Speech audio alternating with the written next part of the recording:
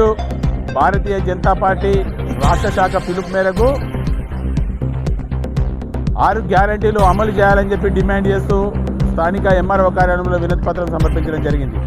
ఏదైతే ఎన్నికలకు ముందు 6 హామీలు ఇచ్చిండ్రో రేవంత్ రెడ్డి గారు, కామారెడ్డి కేంద్రంగా ఇచ్చినటువంటి 6 హామీలను మేము వేరే అడుగుతలేం, మీరు ఇచ్చినటువంటి హామీలను నెరవేర్చమని చెప్తా ఉన్నాం. ఒకటి ఏం చేయాలంటే కళ్యాణ లక్ష్మి సందర్భంగా తులం బంగారం ఇస్తానని అదే అడుగుతున్నాం. నిరుద్యోగ క్యాలెండర్ అని చెప్పిన నిరుద్యోగ భూతి అన్నారు, చదువుకునే అమ్మాయిలకు స్కూటీలు ఇస్తా అని చెప్పారు.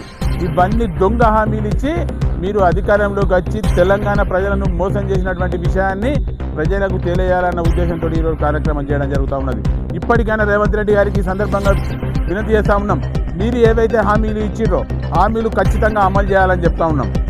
ఏ విధంగా అధికారం కొరకు అన్ని దారులు మూసుకొని పోయిన విధంగా మీరు ఇచ్చినటువంటి హామీలు తక్షణమే అమలు చేయాలని చెప్తా ఉన్నాం. రైతులకు సంబంధించినటువంటి రైతు భరోసా కావచ్చు, రైతులకు సంబంధించినటువంటి సబ్సిడీ కావచ్చు, సిలిండర్ల పేరు మీద 500 రూపాయలకు సంబంధించినటువంటి సబ్సిడీ కావచ్చు, మీరు ఏవైతే హామీలు ఇచ్చిర్రో ఆ హామీలు నెరవేర్చినట్టయితే భారతీయ జనతా పార్టీ చూస్తూ ఊరుకోవాలని చెప్తా ఉన్నాం.